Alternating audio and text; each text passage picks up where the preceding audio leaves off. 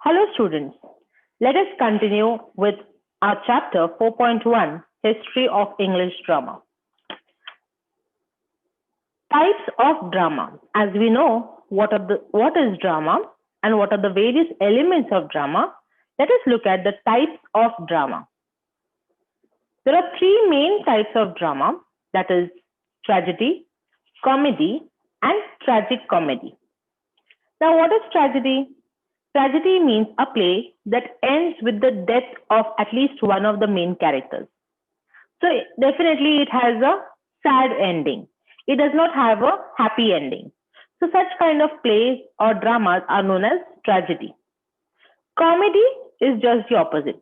It is a play that doesn't end in someone's death or on a bad note. It ends in a happy manner. It ends happily or it is humorous. Okay? So we call it as comedy. What is tragic comedy? Tragic comedy, as the name suggests, is a play in which serious, that is from tragedy, and comic, that is from comedy, both the elements are mixed. So such kind of dramas are known as tragic comedy. Now, in comedy dramas, okay, in comedy dramas, you also have different types of comedy. One is romantic comedy, okay. Other one is sentimental comedy. Other is classical comedy. Then we have comedy of humor and comedy of manners. Now, let us get to know in detail about the history of drama. Like from when it started, how was the drama during that period? What are the various changes that we have seen as the drama changed from ages to ages? Okay. Now, if we see, the origin of drama is in folk theatre. Okay.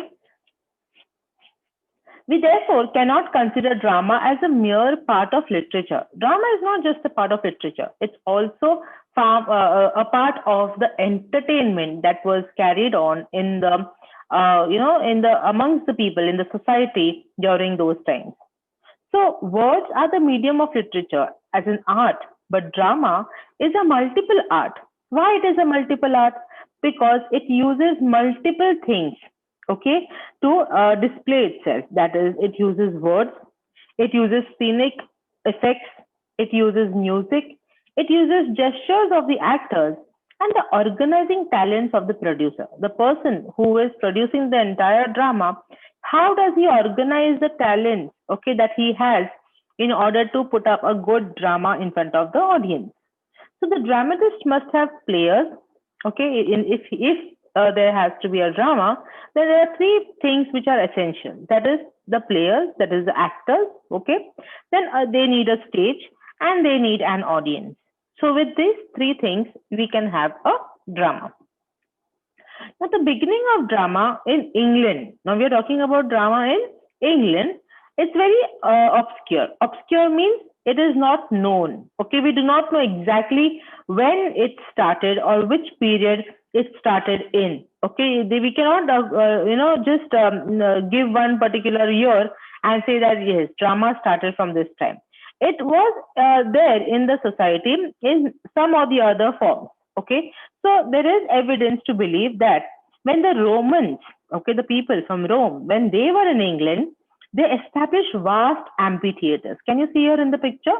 So they are very, huge. They are vast, gigantic amphitheaters which could accumulate so many people at a time. Okay.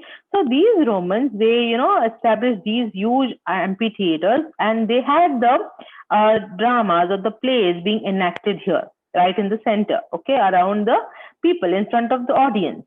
Okay. Then after a few years, when the Romans departed from England, their theatre also departed with them. So the same thing happened because they were there. Theatre was organized and it was, displayed in front of people. But as the Romans went, as they retreated from this place, the theatre also retreated with them. They departed with them. Okay. So there were, after they left, there was something called as the minstrels. Now, what are minstrels? Minstrels means a member of a band of entertainers. So there are, these group of entertainers who are actually white actors, but they have black in their face. So what they do is they perform in a type of stage entertainment. They will have songs, they will have dances, and they will have standard comic routines, which is based on the depiction of black people. So they want to, focus on the problems of the black people, how they are treated. So such kind of people who would do all these kind of acts, they were known as minstrels. So these minstrels, were enjoyed by the people. Their performance was enjoyed by them. And gradually, by the 10th century, the ritual of plays that itself had something dramatic in it got extended into the rudiment of a play. Now, what is rudiment? Rudiment means basics or essentials of the play. Now, we see that between 13th and 14th century, okay, so during these times, drama started having themes. They had something or the other message behind the dramas that were portrayed. Earlier, drama was just maybe a form of entertainment. But now, from the 13th and the 14th century, we see that these dramas were theme based. There was a theme that the drama had, and these themes were separated from religion. Earlier, they had, all the religious matters or religious factors into the drama. But now, during the 13th and 14th century, they had theme, but it was not something related to religion. Okay. So the words themselves were spoken in English, and a longer dramatic script came into use. So earlier they used a script maybe, but it was a shorter script. But now they had a proper long script, and they were known as miracle plays. Okay. Now, what are miracle plays? Miracle plays are also known as mystery plays. In medieval Europe, during the middle part of the history of Europe, you see that dramatization of a story from Bible. We are talking about a Catholic country, okay, a country that has Christianity as its religion. So what they would do is they would dramatize a story from the Bible. Bible is the holy book of the Christians. So they would take a story from the Bible, or maybe the life of saints. Okay, they had these saints, or the Christians have these saints. So they take the life of a particular saint, and they dramatize that in front of the people. So in France, miracle plays referred only to a play depicting the life of a saint, and mystery plays to one based on Bible stories. So in France, they differentiated both the plays. Miracle plays means life of a saint being depicted, and mystery play means a story based on Bible. That is what they would display. So these kind of plays then started coming into existence. Now let us go to the next era, that is Elizabethan era and the Restoration period. Now these two periods in the history of drama were very important because a lot of changes took place during this period. Now the name suggests Elizabethan era, which started from 1558 to 1603. That is the reign of Queen Elizabeth. Okay, so during this time, a lot of new dramatists emerged, and the type of theater or the dramas that were portrayed during this time had a particular characteristics. Okay, and similarly, later on from this period to Restoration period, like you see, Restoration period is from 1660 to 1689. Now, the period between 1603 to 1660, okay, this period they have not mentioned is because there was a certain change that took place in the theater during this time. We will get to know that further. But these two periods, that is the Elizabethan period or the era and the Restoration period, were another two important eras of the drama. Okay. Now, these secular morality plays have direct links with Elizabethan plays. So the Renaissance. Now we know that Renaissance, that is a lot of new changes and industrial revolution and all of the new thoughts and ideas started coming in during this time. So there was this learned group of people who started coming into existence. Okay, and the themes of education, then general moral problems, secular politics. Now, what is secular politics? Secular politics means politics which separate religion and government. Okay, so there is no link between religion and the government system. So such kind of characteristics you would find during the Renaissance period. Okay, now the play had nothing to do with religion during this time, and there were examples of both comedy and tragedy. So both of the types of dramas started coming into existence. Now, there were so many dramatists, and out of them, or among them, Thomas Kidd, Christopher Marlowe, and William Shakespeare, they are the prime dramatists of this area. That is, they have contributed greatly in the field of drama during this era. It was Kidd who discovered how easily blank verse. Now, what is the meaning of blank verse? Blank verse means, a poem which does not have rhyme scheme or rhyming words at the end of the line. Okay, so such a kind of literature could be converted into useful theatrical medium, and Shakespeare used that kind of way of writing in all his plays. Okay, now we see Christopher Marlowe. Okay, he is also one of the prime playwrights during this time, and he is the poet and translator of Elizabethan era. He was the foremost Elizabethan tragedian of his day. So he has written great tragedies of his time. Okay. Then we have Thomas Kidd, who is also called as the he had this most popular play which is called as the Spanish tragedy. So the Spanish tragedy is a play about revenge. Okay, again it has a very sad ending, and so it is known as a tragedy play. So again, he also has contributed greatly towards the tragedy form of drama. Okay, now we see certain features of the public theaters. Okay, the theaters of the 16th century. Now, in the 16th century, the theaters which were existing had these features. Okay, very prominent ones. What are those?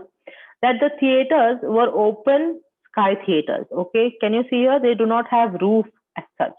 Okay, so they don't need any kind of artificial lighting. All the lighting that they had was natural. So obviously the plays would take place during the day, and they did not have any lighting as such, but for the stage. Okay, so they could perform without any kind of lights or anything artificial over there. Another feature was that the stage was a raised platform. Okay, can you see here? Okay, it is little raised from the rest of the area over here, and there were no curtains. So the flow of the actors was continuous. Okay, you cannot see, like nowadays what we have is we have theaters with curtains. So when there is a break, we just draw the curtains, and then the actors and the entire setting is changed. But now, means that is in 16th century, such kind of facility was not available. Everything was open in front of the audience. Now, recess, that is, for changing area, which was at the back of the stage, it was supported by pillars. Can you see here? Then the main platform was surrounded on three sides. Nowadays, we have audience right in front. But during that time, during the 16th century, the audience was on the three sides of the stage, all three sides of the stage. And of course, there were galleries. Can you see here? See these galleries. So people could even be there and watch the actors perform the drama. Okay. Later, after that came the 17th century. Okay, and then during this century, the enclosed theaters gained importance. So earlier, they were open theaters, but now the theaters became closed, and there was increasing attention to scenic device as theater became private. Okay, it was a private matter. Nobody could, just stand there and watch. It became a private matter because it was all into the closed premises, okay, of the theater. So that is the change that took place in the 17th century. Now, Shakespeare Era, okay, that era which is known during the Elizabeth period, okay, Shakespeare Era, it came into existence in the 16th century to the public theater. Now, what did Shakespeare do? He wrote for the contemporary theater. Contemporary theater means a theater which would, which was more natural, and it would address issues from modern times, and it presents ordinary and relatable characters. So the characters in the play are very much relatable. The audience could relate to those characters. They could establish that link between the characters and their lives. Okay, so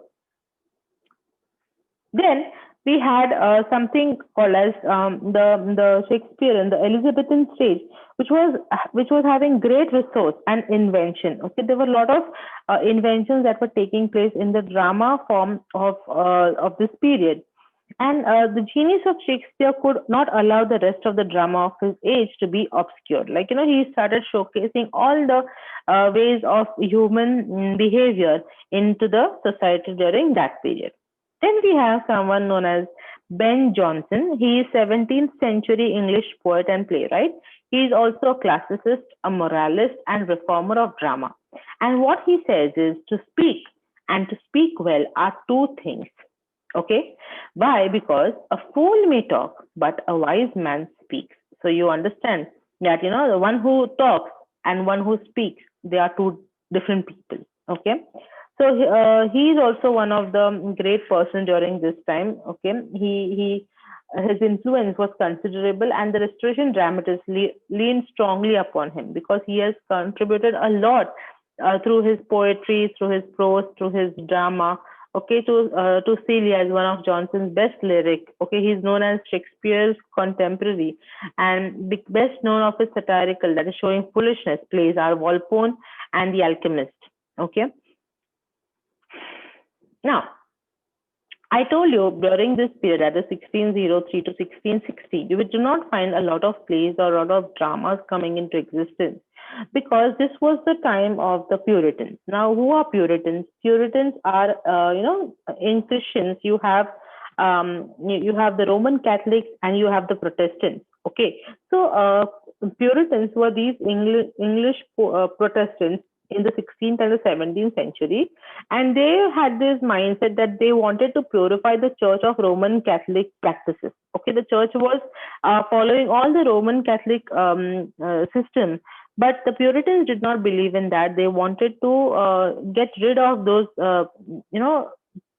patterns, Roman Catholic system, and they wanted to bring in their own ways of worshipping and believing in their God. Okay, so end of drama took place because these Puritans, they started closing down the theaters. Okay, so in 1642, the theaters were closed by the Puritans. Again, after that, what happened is there were civil wars which took place. And so there were no theater between 1642 to 1660. So definitely during this time, because of the Puritans and because of the Civil War, a theater had completely lost its existence. Okay, so the dramatic literature that followed after the Restoration was very different because there was a huge gap. Okay, between the Elizabethan era and then the Restoration that took place. Okay, so after during that gap, the theater saw a lot of changes, and we see that during the Restoration period, a very different kind of drama came into existence. Dramatists like George Chapman, Thomas Middleton, John Webster, Thomas Dekker, these were all at the forefront. And Restoration is the period when King Charles II was restored on the throne. Okay, after Queen Elizabeth, that is Elizabethan period. After that, King Charles II was restored in 1660, and once again monarchy became prominent. Before that, they had this democracy system of government, but again in 1660, with King Charles taking on the throne, monarchy started coming into existence, the kingship. Okay, so when King Charles II came back with the Restoration of 1660, the theaters again reopened. Okay, then the Restoration comedy achieved its peculiar excellence. Drama developed into class drama with upper class ethos. So all the upper class people started coming in, and their kind of behavior started being showcased. So it lasted this period into the first decade of 18th century. So till the first decade of 18th century, this kind of theater was established. Now, comedy in the early 18th century declined into sentimentalism. What is sentimentalism? Sentimentalism means actions and reactions in the drama which were based on emotions and feelings. So such kind of comedy was being portrayed. So it became comedy of manners. Okay. George Ethridge. Now let us understand what is comedy of manners. Comedy of manners is a style of comedy. Of course, there is humor, but it is based on one segment of society. And which is that segment? Maybe, for example, upper class. Okay, because they were newly emerging class. So these class of people, they started having, making fun about. So comedy of manners satirizes the attitudes, the manners, the affection, affectations, and behavior of a particular social group, often of fashionable society, and most often attacking superficiality and materialism. So their behavior, what kind of lifestyle they live. So they started making fun of those things. Okay, the upper class people. So those kind of plays were known as comedy of manners. Now, George Ethridge, okay, he is the most important person who started supporting this kind of idea or theory. Okay, so then we also have Oliver Goldsmith and Richard Sheridan. Okay, now Richard Sheridan, he brought about the brilliance of Restoration dialogue and returned into comedy, but with some kind of cheerful atmosphere. So the characters were firmly presented with clarity. Okay, and in this he was nearer to Oscar Wilde than to Johnson. So he started his works were familiarized with some of the previous dramatists and people who contributed greatly to the field of drama. So with this, we shall end the history of drama just from the beginning and up to the Elizabethan and Restoration theatre. In the next video, we shall study the drama during the modern period, the modern theatre, and the Indian theatre. Until then, thank you and have a nice day.